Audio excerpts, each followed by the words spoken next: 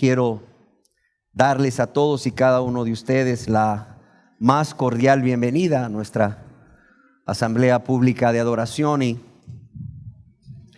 deseo dar inicio a esta enseñanza comentándoles que allá por 1988 me encontraba en una ciudad del sur del país realizando el servicio social para graduarme como médico y cirujano juntamente con mi esposa, que también es médico. Dios, en su infinita misericordia, para ese entonces me había bendecido dándome pues todo lo que cualquier hombre anhela para ser feliz. Estaba a punto de graduarme de médico con las posibilidades de continuar con estudios en el posgrado o la especialidad en pediatría, y bueno, de esa manera alcanzar, según yo, esa prosperidad tan anhelada por muchos y también por su servidor en ese entonces. Además, reconozco que Dios me había dado una bella esposa y una preciosa hija, ya que en ese entonces solo había nacido nuestra hija mayor, Lidia Elena, quien nos hizo abuelos hace 8 meses. Sin embargo, a pesar de tener todo lo que cualquier hombre anhela tener, debo reconocer ante ustedes que no era feliz. Y no solo no era feliz, no tenía paz, y al contrario, existía un gran vacío en mí que no lograba llenar con los logros que estaba alcanzando en mi vida.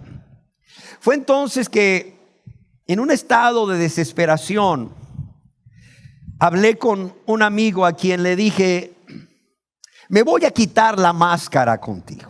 Yo quiero que sepas que soy el hombre más vacío de la tierra. Yo quiero que sepas que soy el hombre más infeliz y sin paz, a pesar de todo lo que Dios me ha dado. Recuerdo que él me preguntó: Luis, ¿tú has aceptado a Jesucristo como tu Salvador personal? Yo le respondí que no. Es más, yo ni siquiera sabía que era eso. Yo provengo de una familia católica, y en esta religión aceptar a Cristo en ese entonces era algo que no existía. Es más, ni siquiera se hablaba de eso. ¿Por qué razón? Porque esto era una práctica de los hermanos separados.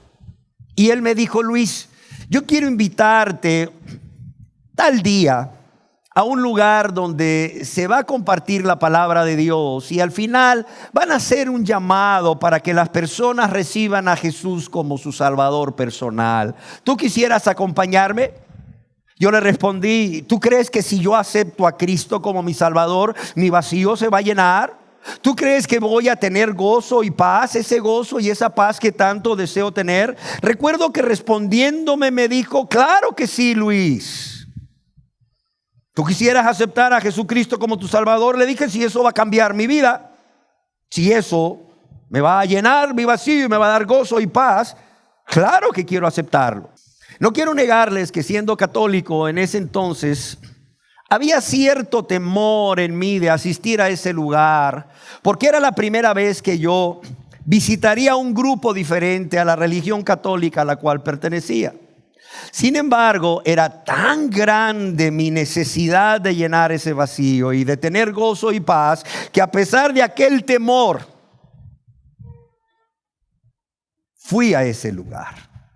Y recuerdo que, estando en ese lugar, estuve muy atento a todo lo que ahí se decía y a todo lo que ahí se hacía. Y al final, cuando hicieron un llamado a las personas a aceptar a Cristo, fui de los primeros en pasar al frente.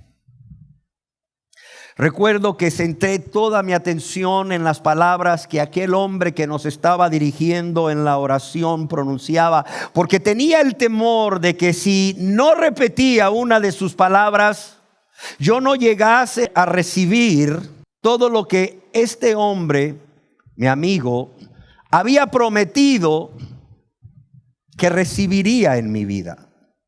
Sin embargo, a pesar de repetir con exactitud aquellas palabras de esa oración, yo recuerdo que dejé ese lugar vacío y seguí vacío. Seguí sin gozo, seguí sin paz, pero creyendo que era cristiano.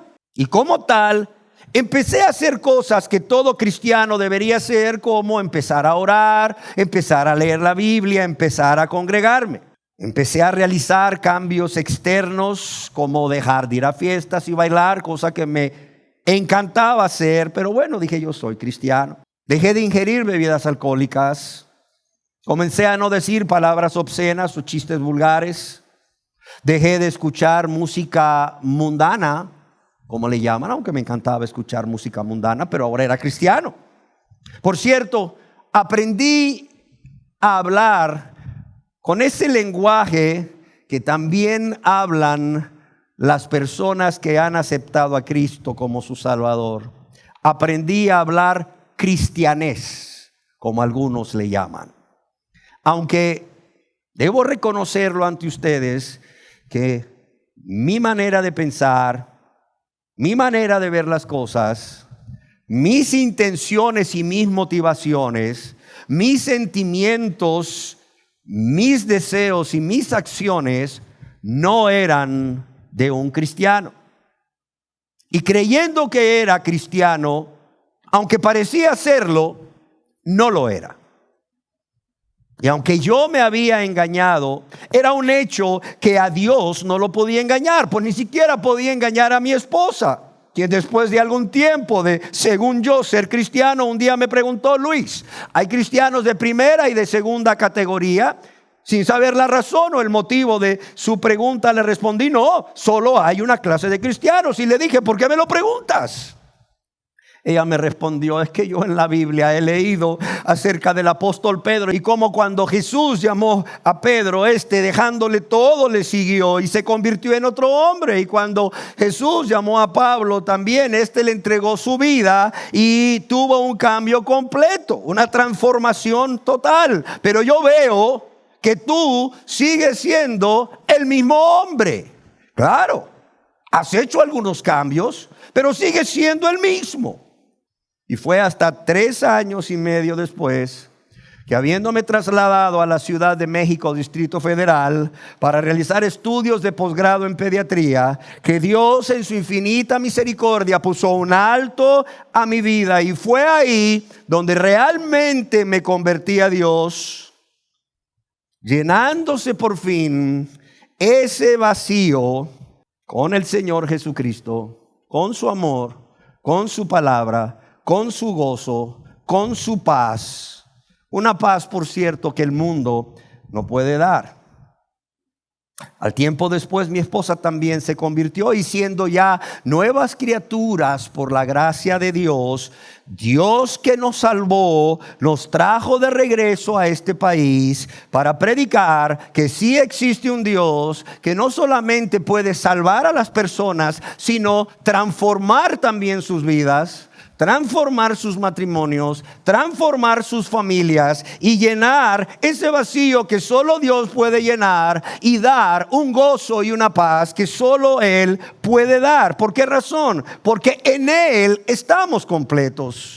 Y porque Él ha prometido llenarlo todo en aquellas personas, o en todas aquellas personas que con un corazón contrito y humillado se acercan a Él, reconociendo y confesándole sus pecados, apartándose de ellos y suplicándole misericordia, y confiando que Dios puede y quiere perdonar a todo pecador arrepentido que cree en Jesucristo como su único y suficiente Señor y Salvador. Y es por todo esto que les he expresado el día de hoy acerca de mi vida, que he decidido titular esta enseñanza: parecen, pero no son. Parecen cristianos, pero no lo son. ¿Por qué? Porque temo que personas aquí presentes, parezcan, pero no lo sean. Parezcan cristianas, pero no lo sean. Y no solo personas aquí presentes, sino también las personas que van a ver o a escuchar esta enseñanza a través de las diferentes radios en que se transmiten o los canales de televisión por cable o la página web o en YouTube. Y que estas personas estén engañadas como yo estaba, lejos de Dios y su salvación. En el Evangelio según Mateo, en el capítulo 7, en el verso 21 al 23, el Señor Jesús, lleno de amor y compasión, nos dice: no todo el que me dice Señor, Señor, entrará en el reino de los cielos. Fíjese bien, este es Jesús hablando, verdadero Dios y verdadero hombre por amor a nosotros. Dice: no todo el que me dice Señor, Señor, entrará en el reino de los cielos. Y esto, por venir de Jesús, Dios vivo y verdadero, esto debería de hacernos temblar. O sea, Jesús está diciendo: muchas personas que dicen Señor, Señor, no van a entrar en el reino de los cielos. ¿Por qué? Porque no todo el que me dice Señor, Señor, entrará en el reino de los cielos, sino ¿quién? El que hace la voluntad de mi Padre que esté en los cielos. Y mira lo que dice: muchos, dice. Grandes multitudes quiere decir esta palabra, no pocos, dice muchos. Grandes multitudes me dirán en aquel día. ¿Cuál día? El día del juicio. Señor, Señor, ¿no profetizamos en tu nombre y en tu nombre echamos fuera demonios y en tu nombre hicimos muchos milagros? Y entonces les declararé: nunca os conocí, apartaos de mí, hacedores de maldad. Tremendas palabras. Tremendas palabras. Lo que el Señor Jesús nos está diciendo aquí es que hay muchas personas que creen ser cristianas, que dicen ser cristianas, que parecen ser cristianas, pero no lo son. Y no solo eso, nos está advirtiendo a todos de esa tendencia humana de engañarse a uno mismo, lo cual, por cierto, nos aleja del Salvador y de su salvación y nos impide entrar al reino de Dios por esa puerta estrecha.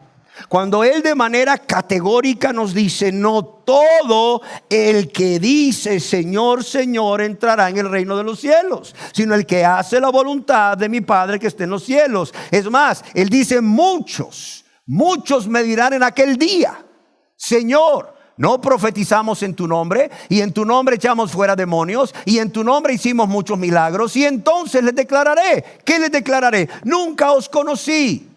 Claro que Él nos conoce a todos, pero lo que Él está diciendo aquí es: nunca tuvimos una relación íntima. Nunca os conocí. Y esa palabra conocí aquí es conocimiento que viene de la experiencia, del trato íntimo diario. En otras palabras, nunca fueron mis íntimos. Nunca fueron mis íntimos. Nunca los vi venir arrepentidos a la cruz. Nunca los vi venir clamando y suplicándome misericordia. Nunca se convirtieron. Y sabemos que eso es lo que quiere decirles, porque les dice hacedores de maldad. Nunca se convirtieron. Hacían todo esto, pero seguían siendo hacedores de maldad. El Señor, oiga bien, el Señor también nos dice que existirán muchas personas que le llamarán Señor, confesando seguramente ser creyentes en Él, pero que nunca se habrán convertido. Oiga, eso es tremendo. Y a quienes, por cierto, Jesús desgarrará el vestido de oveja y dejará al descubierto el lobo rapaz, como acertadamente escribió Archibald Thomas Robertson en su comentario al griego del Nuevo Testamento. ¿Por qué razón? Porque nunca habría ocurrido en sus vidas el milagro de Dios de la regeneración de su corazón, de la transformación de su corazón, sino que solamente se vestirían de un disfraz de ovejas, como sucede hoy en día con muchas personas. Yo quiero que notemos que estas personas a quienes se refiere el Señor se sorprenderán en aquel día, o se sorprenderán en el día del juicio, de que su destino eterno sea la condenación, lo cual significa que estas personas que se sorprenderán están engañadas. Y por lo tanto es posible engañarnos a nosotros mismos o bien permitir que otros nos engañen porque nos conviene creer tal mentira. Adam Clarke escribió al respecto allá por 1700. El sentido de este versículo de Mateo 7, 21 al 23 parece ser este: nadie entrará en el reino de los cielos o tendrá parte alguna con Dios en su gloria solamente porque reconozca mi autoridad. Este es como si Jesús estuviera hablando. Solamente porque reconozca mi autoridad, crea en la divinidad de mi naturaleza, profese creer en la perfección de mi justicia y en los méritos infinitos de mi expiación. Solo entrará el que hace la voluntad de mi Padre, el que ha desarraigado el árbol malo y ha plantado el árbol bueno y continúa dando fruto para honra y gloria de Dios. Y continúa escribiendo Clarke: muchos dirán en aquel día, en el día del juicio, no profetizamos o enseñamos o predicamos públicamente en tu nombre, reconociéndote como el único Salvador y proclamándote a otros como tal. O echamos fuera demonios, espíritus inmundos que habían tomado posesión de los cuerpos de los hombres, o hicimos muchos milagros. Pero les diré claramente y terminantemente: nunca os conocí, hablando por Jesús, nunca os conocí o nunca os aprobé, por cuanto también la palabra aprobar es el sentido que esta palabra tiene muchas veces en el Antiguo y el Nuevo Testamento. En otras palabras, según Clarke, lo que el Señor está diciendo aquí es a estas personas: mientras predicabas mi doctrina pura y santa, sostuviste una verdad, pero no dejaste vuestras injusticias. Otro comentarista escribió: no sirve confesar a Cristo como Señor nuestro, solo de palabra y con la lengua, y dirigirnos a Él de esa manera y profesar seguirle de este modo. Podemos imaginar que eso es suficiente para llevarnos al cielo, o que Él, que conoce y demanda el corazón, se va a contentar con meras manifestaciones externas sin que ocurra una realidad o un cambio interior. No, debemos hacer la voluntad del Padre. ¿Y cuál es la voluntad del Padre? Que creamos en Cristo, que nos arrepintamos del pecado, que vivamos una vida santa, que nos amemos unos a otros. En una palabra, dice este escritor o este comentarista, su voluntad es nuestra santificación. Yo creo que va a ser terrible para millones de personas que creen ser cristianos y parecen serlo, pero no lo son, cuando descubran que nunca fueron salvos. Cuando descubran que nunca nacieron de nuevo, precisamente en el momento cuando nuestro Señor regrese por segunda vez a esta tierra. Y yo quiero decirles que el problema de que hay personas que parecen pero no son, no es un problema reciente, sino que esto se ha podido observar en la Biblia un año aproximadamente después de que nace la iglesia cristiana en Jerusalén, el día de Pentecostés. En el libro de los Hechos de los Apóstoles encontramos la historia de un hombre llamado Simón, a quien también se le conoce como Simón el Mago o Simón el Hechicero. Acompáñenme a leer su historia en el libro de los Hechos, capítulo 8, verso 4 al 24. Dice así: pero los que fueron esparcidos, ¿a causa de qué? A causa de la persecución de la cual Saulo, el joven fariseo Saulo, era uno de los líderes. Pero los que fueron esparcidos iban por todas partes anunciando el evangelio. Entonces Felipe, descendiendo a la ciudad de Samaria, les predicaba a Cristo. Y la gente unánime escuchaba atentamente las cosas que decía Felipe. Oyendo y viendo las señales que hacía. Porque de muchos que tenían espíritus inmundos, salían estos dando grandes voces, y muchos paralíticos y cojos eran sanados. Así que había gran gozo en aquella ciudad. Dice, pero había un hombre ahí en Samaria llamado Simón, que antes ejercía la magia en aquella ciudad y había engañado a la gente de Samaria, haciéndose pasar por algún grande. A Simón, oían atentamente todos, desde el más pequeño hasta el más grande, diciendo, este es el gran poder de Dios. Y le estaban atentos porque con sus artes mágicas les había engañado mucho tiempo. Pero cuando creyeron a Felipe, que anunciaba el evangelio del reino de Dios y el nombre de Jesucristo, se bautizaban hombres y mujeres. Miren lo que dice el verso 13.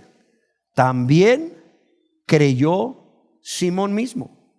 Dice, también creyó Simón mismo. Y no solo eso, dice, ¿y qué? Y habiéndose bautizado, estaba siempre con Felipe. Y viendo las señales y grandes milagros que se hacían, estaba atónito. Cuando los apóstoles que estaban en Jerusalén oyeron que Samaria había recibido la palabra de Dios, enviaron allá a Pedro y a Juan, los cuales, habiendo venido, oraron por ellos para que recibiesen el Espíritu Santo. Porque aún no había descendido sobre ninguno de ellos, sino que solamente habían sido bautizados en el nombre de Jesús.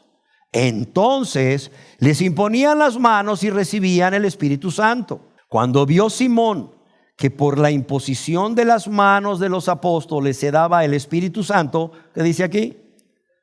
Les ofreció dinero, diciendo, dadme también a mí este poder, para que a cualquiera a quien yo impusiere las manos reciba el Espíritu Santo.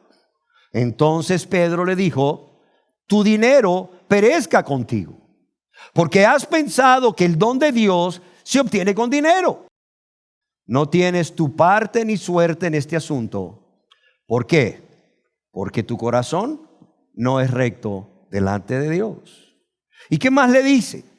Arrepiéntete pues de esta tu maldad y ruega a Dios si quizá te sea perdonado el pensamiento de tu corazón. ¿Por qué? Porque en hiel de amargura y en prisión de maldad veo que estás. Resumiéndolo, porque nunca te convertiste, Simón. Respondiendo entonces, Simón dijo, sí, me arrepiento. No dijo eso. Dijo, rogad vosotros por mí al Señor. Lo que mucha gente hace.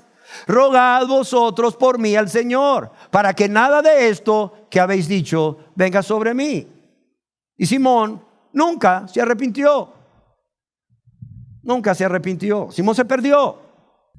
En esta historia real podemos ver cómo este hombre, ejerciendo la magia, es decir, la astrología, la adivinación y el ocultismo, engañaba a las personas de la ciudad de Samaria, haciéndose pasar por alguien grande, como alguien que tuviese poder de Dios, ya que la gente creía que este engañador era el poder personificado de Dios mismo. También podemos ver su aparente profesión de fe.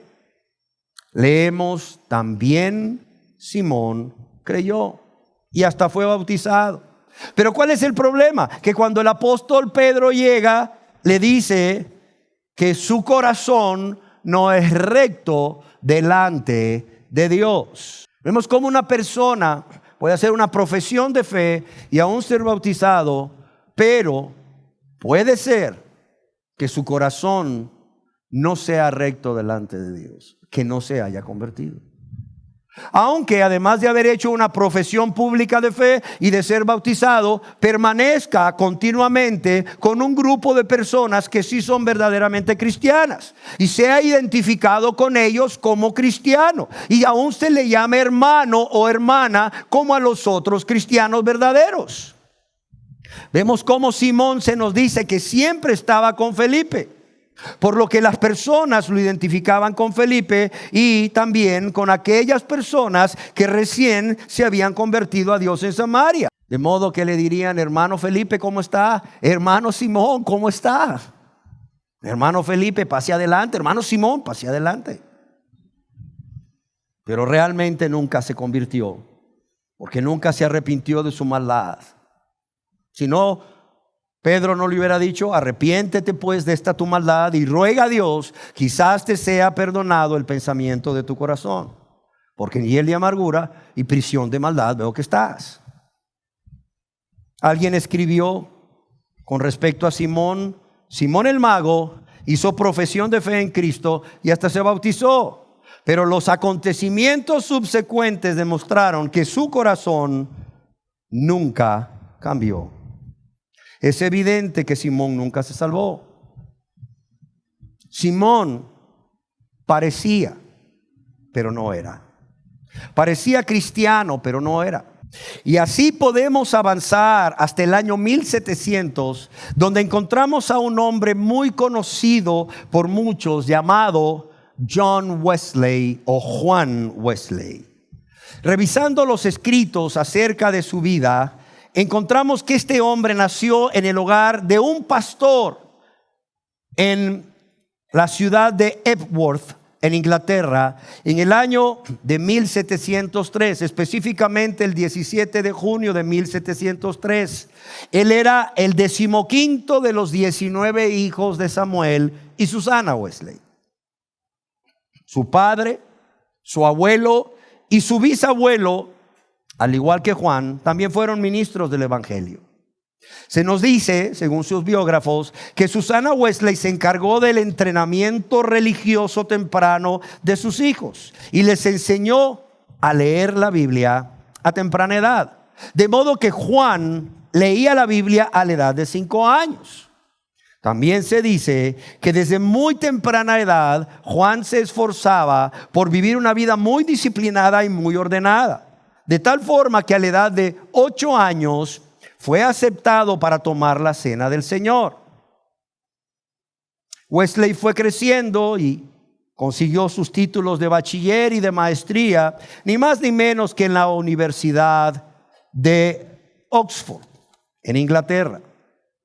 Como estudiante de colegio, Wesley, siempre tratando de vivir esa vida ordenada y disciplinada, metódica le llamaban algunos, redactó para sí mismo un reglamento con el título Una regla general en todas las acciones de la vida. Yo digo todo esto para que vean cómo era este hombre. ¿Cómo era este hombre?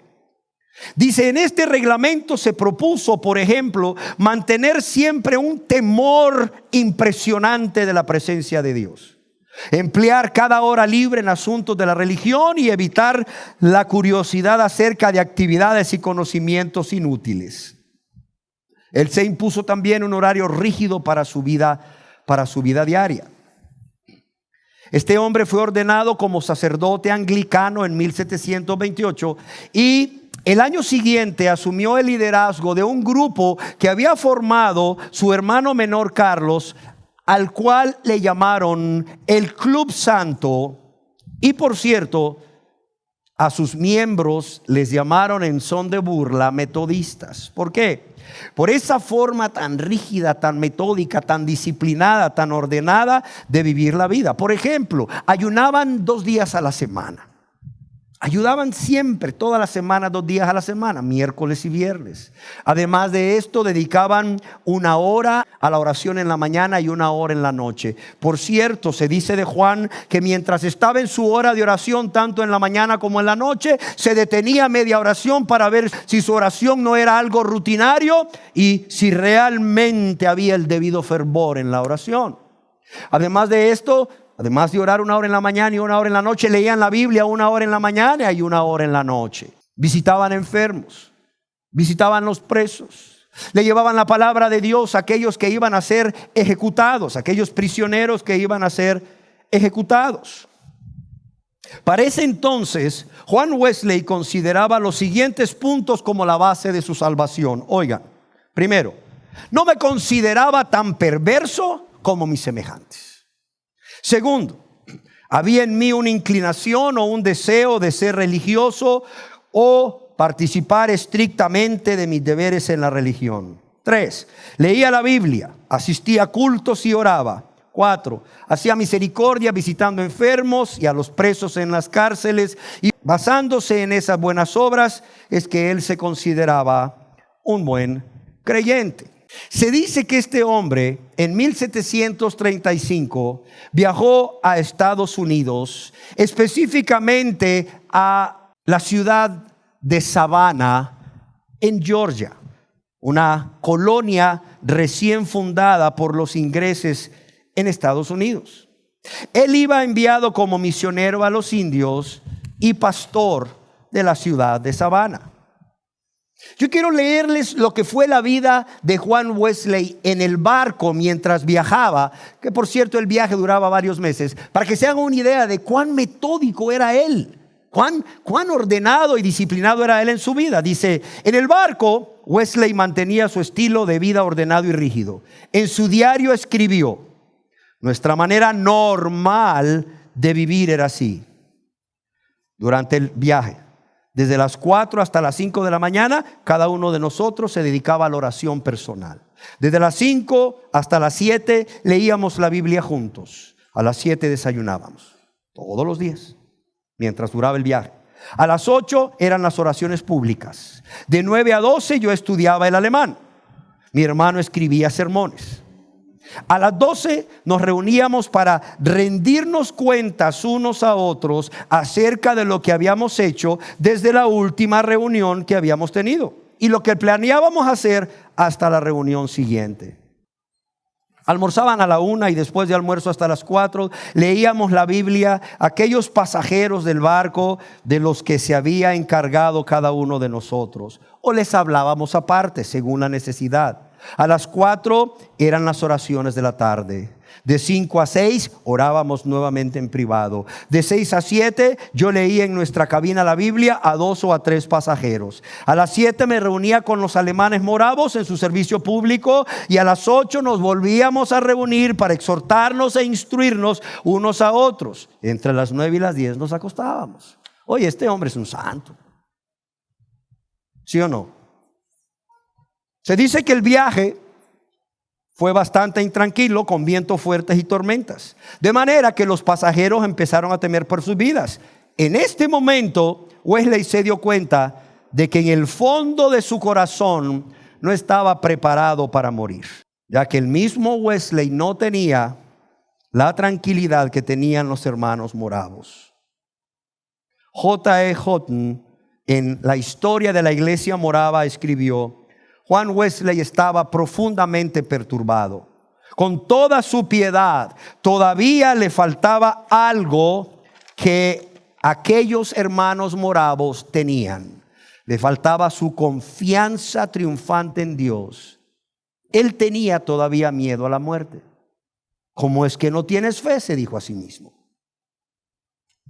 En 1738 Wesley regresó a Inglaterra antes de tiempo, prácticamente huyendo de Georgia a causa de su fracaso en el ministerio. Durante su viaje en el barco, él tuvo varias semanas para meditar acerca de su fracaso y las causas de ello. Y ahí fue donde Dios le mostró con toda claridad la verdad. Él mismo todavía no había nacido de nuevo. Con todo lo que te he leído que este hombre hacía desde niño, desde adolescente en la escuela y aún en su vida diaria, reflejada en su viaje en el barco cuando iba para Estados Unidos, este hombre todavía no había nacido de nuevo. El 24 de enero, durante ese viaje, Wesley escribió en su diario estas palabras impresionantes: me fui a América para convertir a los indios, pero ¿quién me convertirá a mí? ¿Quién me librará de este corazón malvado de malicia? Tengo una religión de buen tiempo de verano, puedo hablar bien, sí, y creer yo mismo mientras no hay ningún peligro, pero cuando la muerte me mira la cara, mi espíritu se turba. Es más, no puedo decir, para mí el morir es ganancia. Tengo miedo. Más tarde escribió: son ahora 2 años y 4 meses desde que dejé mi país para enseñar a los indios de Georgia acerca del cristianismo. Pero ¿qué aprendí yo mismo? Lo que menos sospeché, que yo, habiendo ido a América para convertir a otros, nunca fui convertido a Dios yo mismo. Yo creo que tenemos que detenernos un poco en este momento tan importante en la vida de Wesley. Él era un teólogo, era un pastor ordenado, era un predicador, era un misionero, un hombre con una vida, híjole, consagrada para muchos, o una vida más consagrada que muchos que dicen ser cristianos. Wesley conocía muy bien las doctrinas importantes del cristianismo acerca de Dios y de Jesús, el Espíritu Santo y la salvación. No solo las conocía, las enseñaba a otros. Sin embargo, él mismo, según nos dice, o según escribe en su diario, nunca había nacido de nuevo. Nunca había nacido de nuevo. En otras palabras, Wesley parecía ser, pero no era.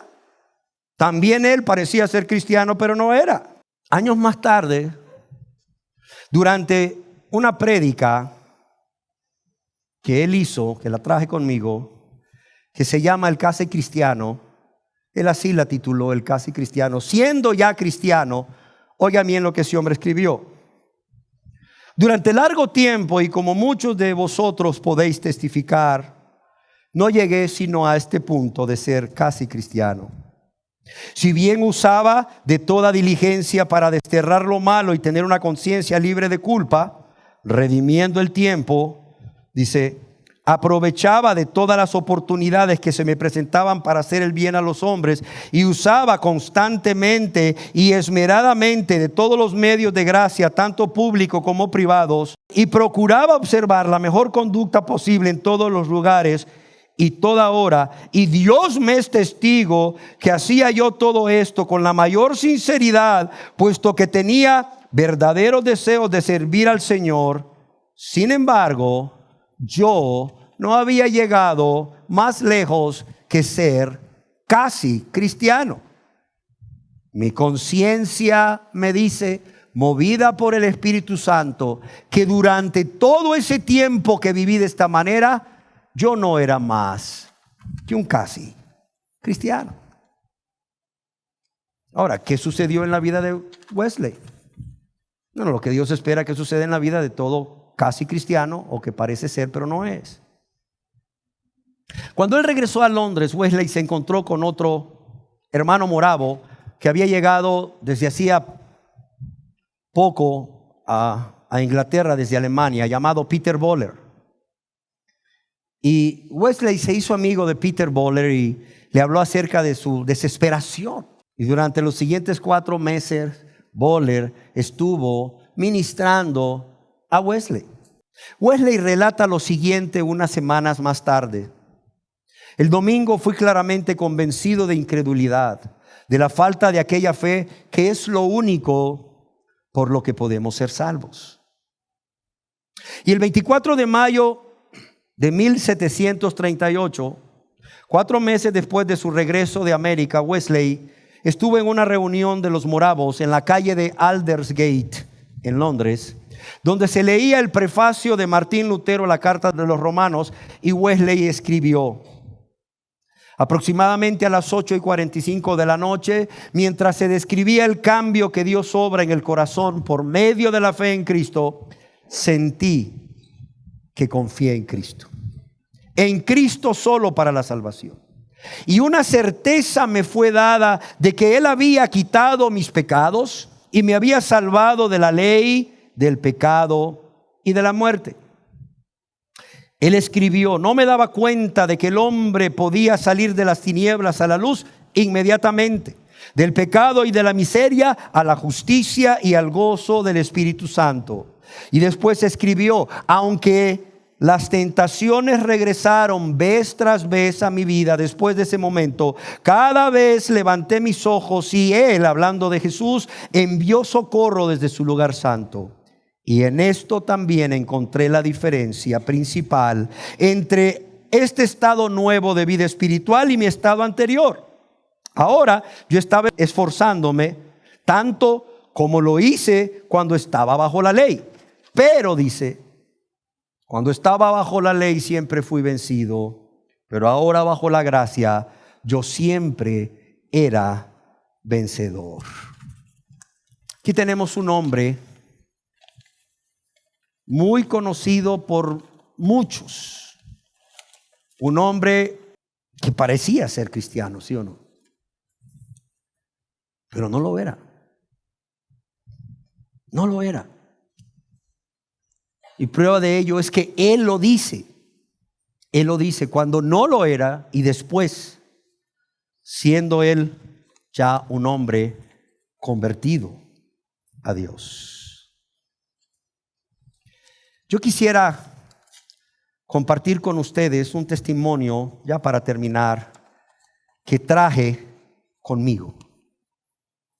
Es un testimonio que escuché recientemente y que me impresionó porque cuando lo oí, primeramente me hizo transportarme a aquella época de mi vida cuando yo no era cristiano.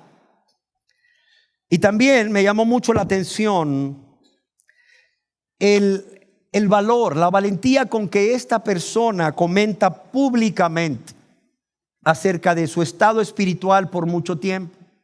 Pero no solo la valentía, sino también su humildad.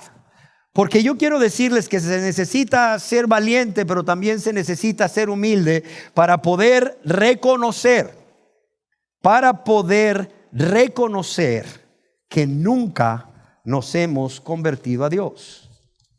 Y este testimonio es el testimonio de Shadow Washer. Ella es la esposa de un conocido misionero. Yo quisiera que por favor pudiéramos poner atención a este testimonio. El testimonio está en inglés, pero trae subtítulos en español. Y yo quisiera que pudiéramos poner atención a esos subtítulos en español. ¿Para qué? Para que podamos ver la experiencia no solo de Simón el Mago, no solo de Juan Wesley, sino también de su servidor, de cómo se puede creer que uno es cristiano y aún parecerlo sin realmente serlo. Amén. Vamos a proyectarlo, por favor. I guess I can only start by saying what I come up here to say to you, and that is that while I was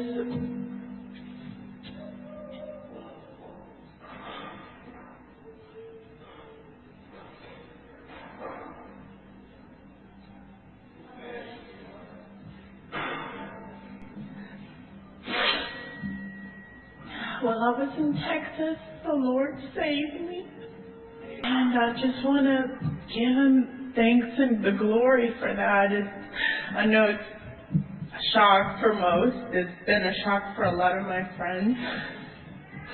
And I guess after saying that, I have to give you a little bit of a background before I go even back to this. And when I was 14 years old, I attended a Christian school, and I was asked if I wanted to have Jesus in my heart, and of course I raised my hand, because in our school, if you didn't raise your hand, you were going to be brought up forward somehow.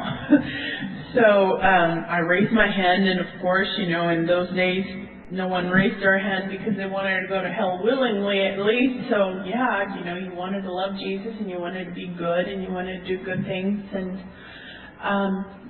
I grew up in a moral home, like I guess most of us, and my parents taught me right from wrong. So going to this school was neat, you know. It was just let's read about the Lord and learn Bible stories. And I simply prayed a prayer when I was 14. I didn't have any form of repentance in my heart. I didn't have any hurt in my heart for sin. I didn't have any pain for what I had done. I mean, I was 14. I was not a bad kid by any means. I hadn't done anything bad, you know, by the standards of the world, because, you know, sometimes people put size to sins and colors, almost like jokes. And there wasn't any of that. It was, yeah, sure, you know, I want Jesus, just like, why not? And I remember just thinking, great, you know, I had a lot of good friends, and mostly I just hung around with missionary kids, and my friends were Christians, and so it was easy to dress like a Christian, it was easy to look like a Christian, it was easy to go to church. That's what all the kids did. I pretty much did what all the kids did, and that's what we all did. We didn't go drinking or doing this or doing that because nobody did. And so to speak, it was pretty easy for me to fit in that mold. Eventually, you know, I guess I compare that to the youth camp syndrome. You know, everybody all hyped up about doing this, let's all go do it. It wasn't necessarily bad, but it was just doing things. It was just being nice, being a good person. And when I was 16, I felt that God was calling me to missions, to serve Him. Like a lot of the kids at youth camp, you know, throw your little stick, and God has called me, and yeah, a lot of us felt like God was calling us, and well, a lot of them are not even in church anymore, you know, and here I am. But, you know, at 32 I come to know the Lord. And it's amazing how it was just truly God in all of this, because I would be active in church. I would read, well, I wouldn't say reading the Bible, but in our church we weren't really taught how to read the Word, how to study the Word. So the youth would always, you know, we would talk amongst ourselves and think, are you reading the Word? And we're like, yeah. So how do you do it? Well, you just take the Word like this and you flip it around, and wherever you put your finger, that's where God wants you to read that day. So I thought, okay. So that's what we did. We had no earthly idea. We had no discipleship whatsoever as far as knowledge of good as God sees it, knowledge of wrong as God sees it, not what you think or even what your parents think about, but the Word of God. So I just grew up in my own imagination of what was right and wrong, or just catching a little here and there from preaching. It wasn't true desire to read the Word. That was another thing that was lacking in my life. And at 20 years old, I married a missionary, and I did have a love for missions. I had a love for people, and I wanted to evangelize. I had evangelized some people. I had witnessed, and I guess to that the only explanation is that God can speak through a mule. He can speak through anyone. And some well-meaning friends that I told this too, what just recently happened, they're like, well, it's not that you were not saved, it's just that, you know, sometimes we kind of grow cold in our love for God, but it's not that, because, I mean, look at you, you've been a missionary for 12 years. And I'm thinking, for a minute I was like, wait a minute, you know, I live here, I know what happened here. It's not what I've done, because then you're saying that it's all works. I've earned my way to heaven or something.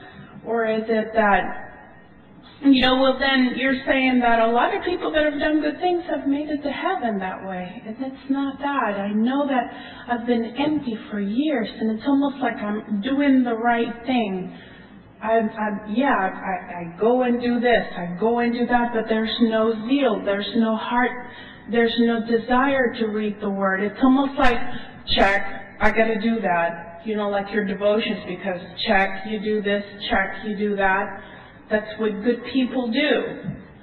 You know, and all of a sudden it's like God was confronting me as years would go by with the fact that I was rusting out, because good people can do so much, And still, all of a sudden, they're at the end of the rope. It's not natural. Like for a Christian, it's natural to love someone or to desire to witness to someone or to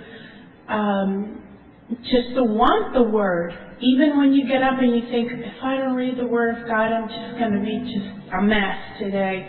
Or all of a sudden you feel a void in your heart, like I do now. For example, it was the thing of, well, I haven't done that. Oh, I need to. It wasn't, I want to, I desire to.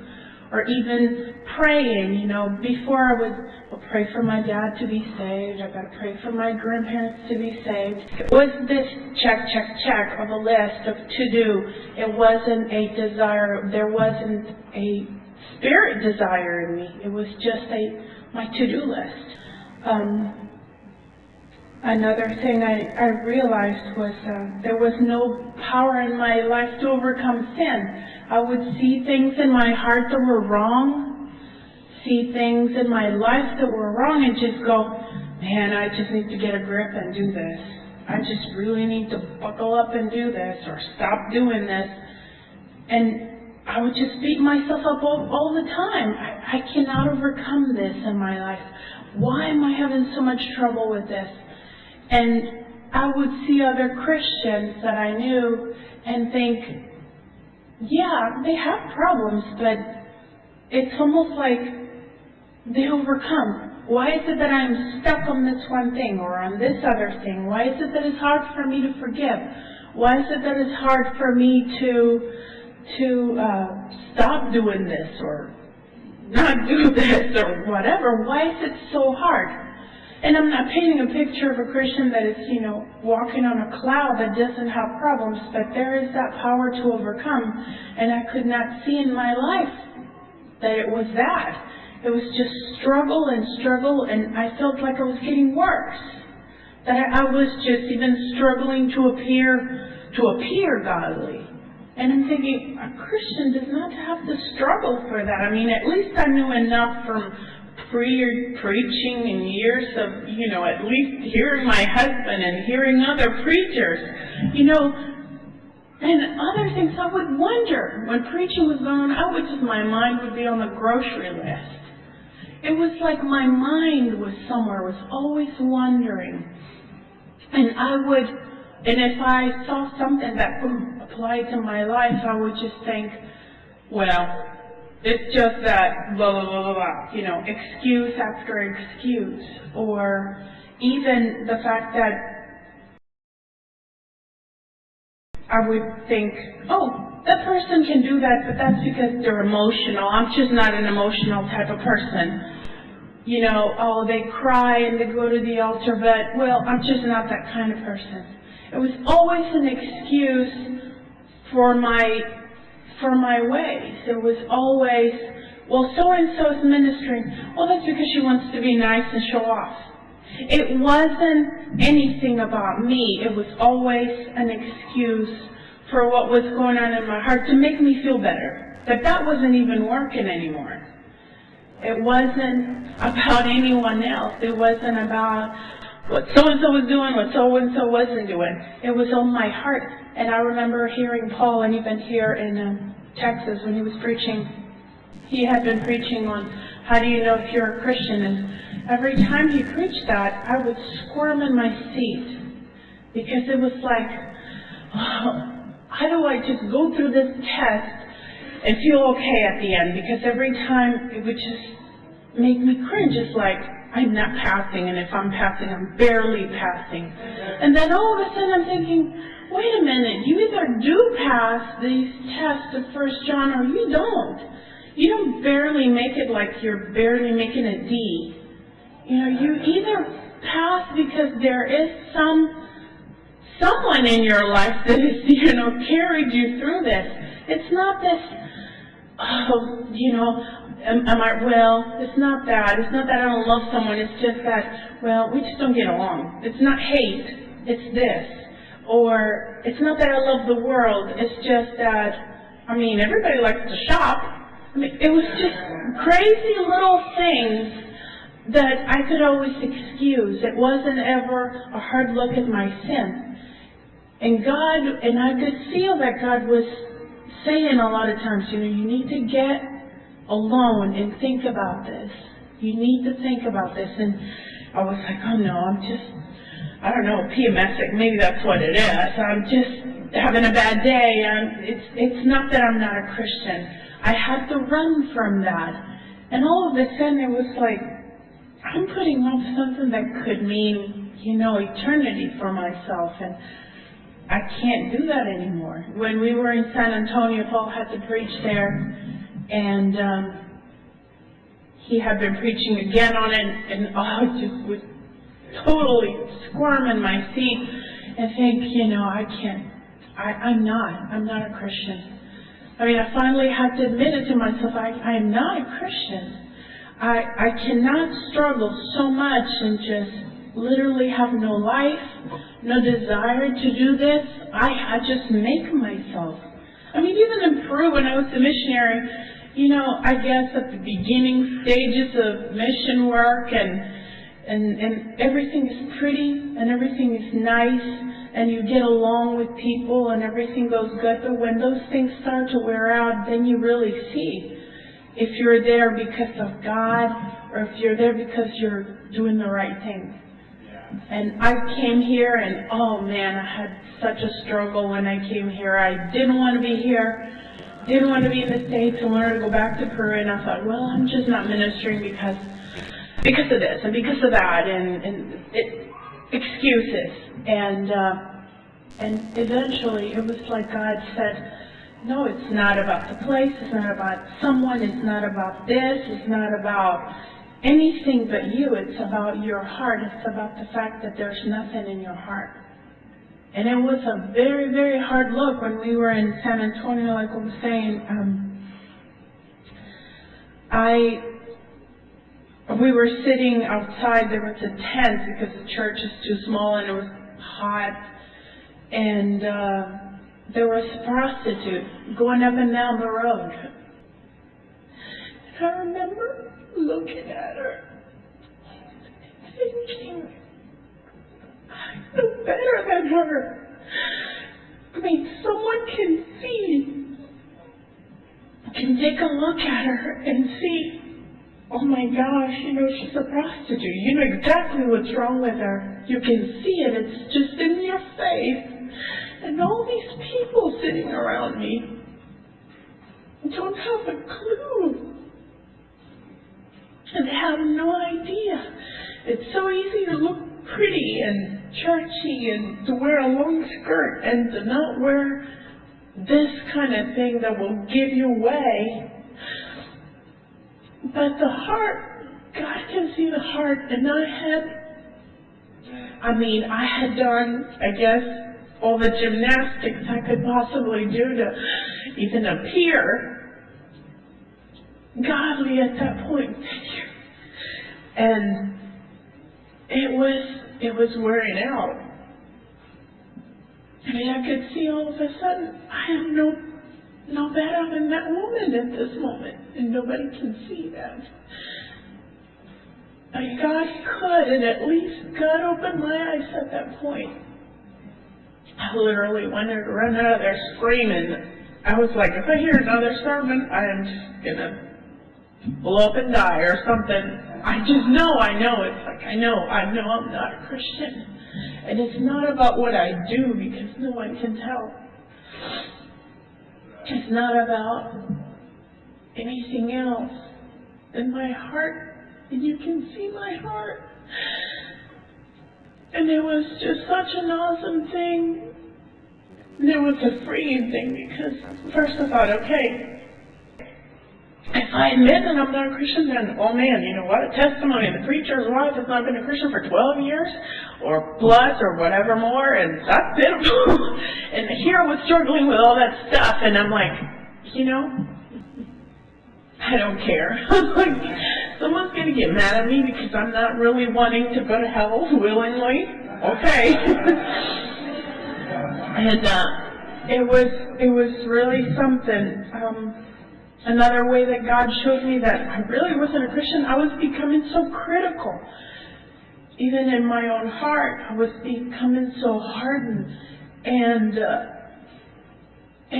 first, it's so wild. I used to think, well, it's because this, because of that. You have no idea, I guess, the ways in which your own heart will even deceive you. When you want to give yourself peace, you will try and try and try and try to tell yourself every possible thing you can, but when there's no peace, there's no peace. And if you belong to the Lord, there is peace. I mean, there can be struggles, and there can be trials, and there can be things, but there is peace at some point. And there's an end to things, and there wasn't one for me.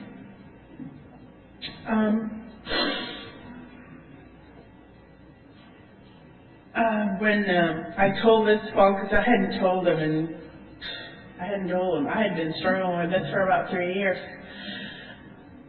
We were driving back from a little thing that we went to do with Ian, and Paul was sitting there, and he said, I don't know what's going to happen with our lives. I mean, I don't know why the Lord has us here in Texas or anything, but all I delight in is just being in God's will. And I literally wanted to jump out of the car. I cannot even hear His name without just feeling like I am in deep trouble here. I am not delighting in anything. I am in real trouble in that thing. And I told him, I said, okay, here it goes. I told him everything. I said, I really feel like I don't know God.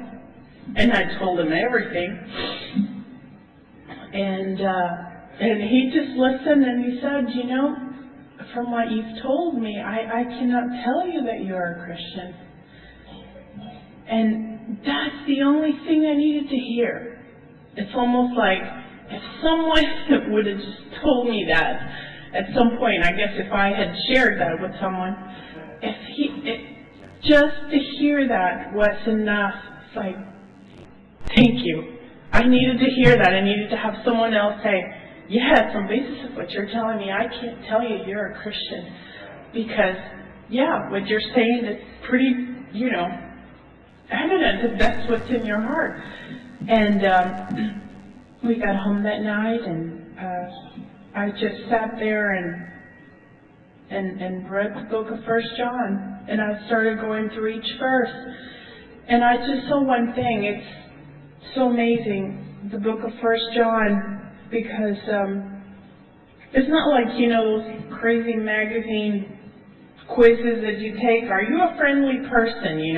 If you score from 1 to 10, well, you need to work on your personal people skills. If you score from 10 to 20, well, sorta, and then, you're the greatest, you're the friendliest person in the world. It's not a thing of score, it's a thing of, if you're failing at one of those tests, it overflows to the rest of your life. If you're loving the world, it's going to overflow to the other areas of your life. If you're hating someone, it's going to overflow to the other areas of your life. If you acknowledge God with your mouth and you deny Him with the rest of your being, then it's all going to overflow, and it's going to be evident that you're not a Christian. And it was so amazing. After that, I just confessed. It's like, God, I have never known that I'm a sinner until now. I mean, I've said it, you're a sinner, I'm a sinner, everybody's a sinner. But, it's never been so specific in my life. I've never had it this close to my face. So it's been a generality, we're all bad. But when it comes down to pointing out the specifics of your life, and when God is the one that does it, it's a whole different story. Amen. And I just prayed that night, and I was like, God, I am at the end of my rope. I really don't know how to be better, because I can't be better. I don't know how to do any of this, and I don't have the power, I don't have the desire to do it. That was the hardest thing. It's like, God, I have no desire. And even if I go and do it and someone can see me and go, oh, that's really nice what she did. It's like, God, there's no desire in me. There's just nothing. It's like I'm dead. And that night I just cried out before the Lord and I said, God, save me. I've never seen myself as a sinner like I'm seeing myself now. It's like, oh yeah, sure, I want to go to heaven. But it was never about that. It was all about God. And it's amazing how He's taken 12 years of allowing me to be part of the ministry and everything else. And all of a sudden opening my eyes and showing me who I really was. And I just praise Him and thank Him for that, and just wanted to share that with all of you. Un caso más muy evidente de personas que parecen serlo por muchos años, pero no lo eran. Yo quiero finalizar esta enseñanza de hoy invitándolos a que por favor examinen sus vidas. Decíamos al principio, es tan fácil, pero tan fácil engañarse a uno mismo. Es tan fácil creer que uno es cristiano y parecer serlo, pero sin realmente serlo. Yo creo que si Dios nos ha traído a este lugar para escuchar todos estos testimonios de su servidor, de Simón el Mago, de Juan Wesley y de Shadow Washer, es con un solo propósito. Porque el Señor te está viendo y Él está viendo lo que hay en tu corazón. Y el que no puede ser burlado sabe que vas camino al infierno creyendo que vas camino al cielo y te vas a condenar. Te vas a perder. Habiendo Dios enviado a su Hijo amado a morir por ti en la cruz y habiéndole resucitado con poder para tu justificación, te vas a perder. Te vas a perder por haber abrazado un engaño. Y todo esto porque un día hiciste una oración, una profesión de fe y cambiaste por fuera, pero tu corazón seguía siendo el mismo. En tu corazón seguías estando vacío, sin Dios. Porque no se trata, como decía esta persona, de hacer, sino de si esa persona, Jesús, mora en ti o no mora en ti. Y qué fácil es poner excusas, qué fácil es justificarse cuando Dios te está señalando tu vida de pecado, cuando Dios te está señalando tu rebeldía, cuando Dios te está señalando tu maldad, tu egoísmo, tu ingratitud para con Él. Sin embargo, el resultado de esto es un engaño, es tinieblas, es un corazón que se va endureciendo y endureciendo y endureciendo. Pero Dios no quiere que eso suceda contigo. No, tú no estás aquí por casualidad hoy. No. Tú estás aquí porque Dios te trajo. Porque Dios es el más interesado en que tú conozcas cuál es tu verdadera condición. Y puedas decir con valentía y puedas decir con humildad: Dios, yo nunca me he arrepentido. Dios, yo nunca he sentido dolor por todo lo que yo te he ofendido y lastimado y a mi prójimo. Dios, yo amo mi pecado, yo me deleito en mi pecado. Dios, yo no quiero cambiar. No me importa cuánto te haya ofendido y te sigo ofendiendo, no quiero cambiar. Mira mi corazón malo, mira mi corazón perverso, mira mi corazón lleno de egoísmo. Señor, ese soy yo, Señor, esa soy yo. Una persona que ha hecho cambios externos, que se ha ido moralizando, pero que no se ha convertido a ti, porque no quiere renunciar a su vida egoísta de pecado, porque se deleite en el pecado, no importando cuánto a través de este pecado se ofenda a Dios y a su prójimo. Amados y amadas, no me canso de repetirlo, hoy es día de salvación.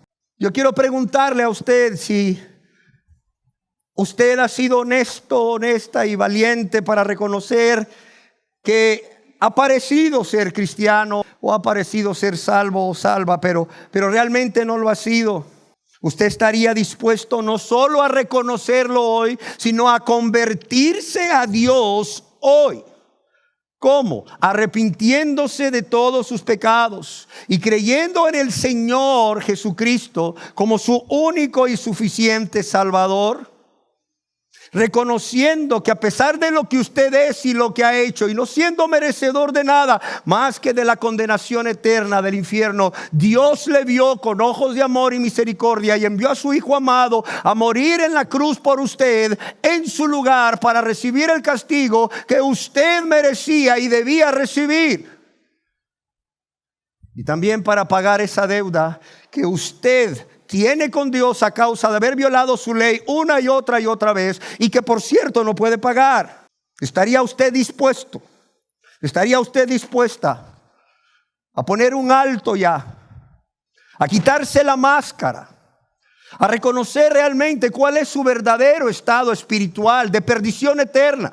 Aunque a lo largo de los años usted haya construido una imagen y lo haya hecho muy bien, una imagen de cristiano o cristiana, pero en su corazón no esté Cristo, en su corazón es una falta de gozo y una falta de amor a Dios y a su prójimo, o va a ser como Simón el Mago, quien en lugar de arrepentirse de todos sus pecados y confiar en Jesucristo para perdón de todos sus pecados, solo vio lo que podía obtener de Dios y se conformó con las apariencias como si esto fuera suficiente.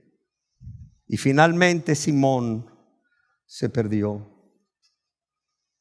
Yo espero desde lo más profundo de mi corazón que usted no solo reconozca su verdadero estado, sino que tome esa decisión de convertirse a Dios hoy que aún tiene la oportunidad. Hoy que Dios le está llamando a venir a Él en su gran amor y en su infinita misericordia antes que sea demasiado tarde. Yo quiero decirle que esta es una decisión que solo usted puede tomar. Yo la tomé. Wesley la tomó, Sharon la tomó, millones la hemos tomado, pero también tiene que tomarla usted. Si usted es honesto en reconocer, sí, soy una persona que parece serlo, pero no lo es. Oremos a Dios. Gracias, Dios, por tu palabra. Gracias, Dios, por darme nuevamente la oportunidad de poderme dirigir a estas personas y por dar nuevamente una oportunidad a todos aquellos que no son salvos, pero han aparentado serlo por mucho tiempo.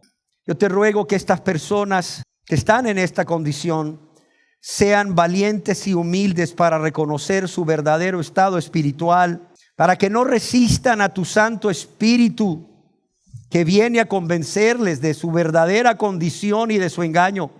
Yo te ruego, Señor, que puedan ser salvos por la fe que es en tu Hijo Jesucristo, que puedan dar testimonio de esa obra que solo tú puedes hacer en los corazones y en las vidas de las personas, y que al transformar sus vidas y llenar sus vacíos y darles abundante gozo y paz, ellos puedan también dar testimonio de tu amor y de tu poder transformador. Yo te lo pido en el nombre de nuestro amado Señor y Salvador Jesucristo. Amén.